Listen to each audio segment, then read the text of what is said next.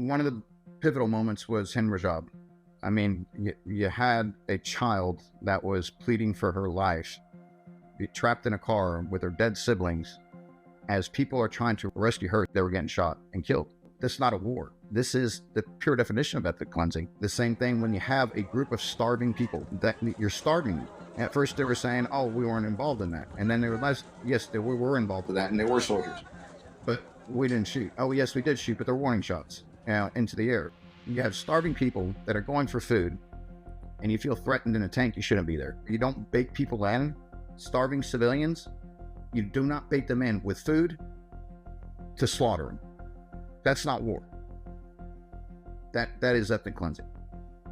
That is genocide. That is purposefully genocide.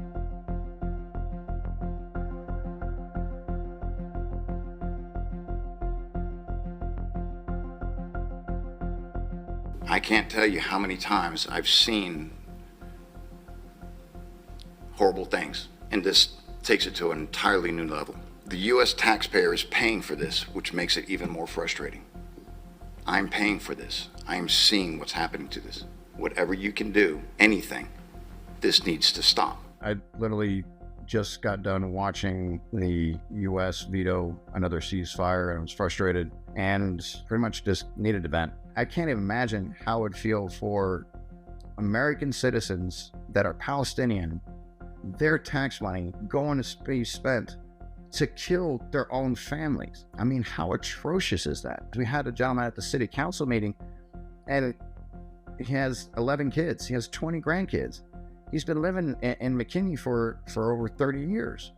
All his money, his family's, all the taxes that he's paying for, and he knows that it's going potentially to kill his family in Palestine. I'm going to try to use my voice to do the right thing from now to the end of my life.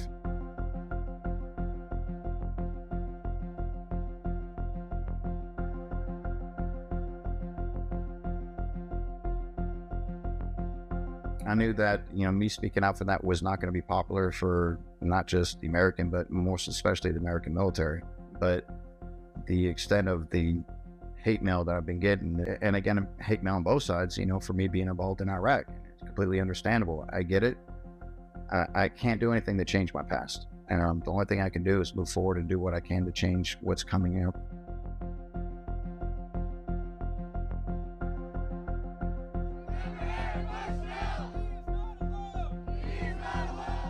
That very next day, I was getting a couple of calls from different people. One of the gentlemen was in our program and gone through the mental health issues and was working his way through and called me up and just like, I don't know what to do because, I'm making things that are going to Israel, but I have a family.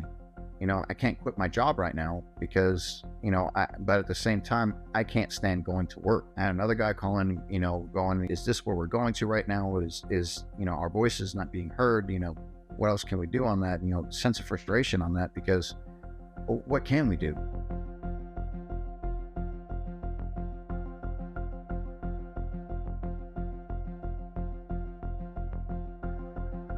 There's 240 Palestinians that were killed from 1 January 2023 to 1 October 2023. And where was the justice for them? Where was the world outcry for that? They're constantly being dehumanized, they're vilified, and for defending themselves for illegal settling in the occupation that are backed by the Israeli occupation forces. People need to go past that one narrative point and start digging into that to make an informed decision.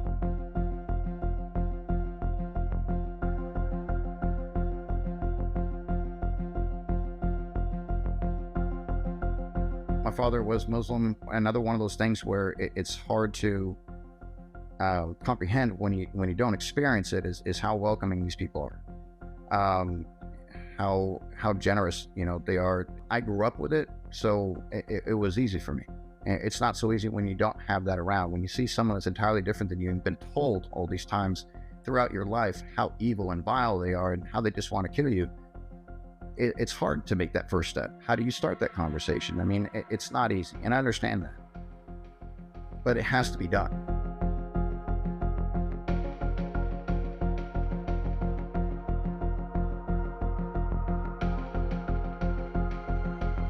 Civilians should be off limits, period. In all conflicts, they shouldn't be attacked. I condemn that 100% on no matter who it is.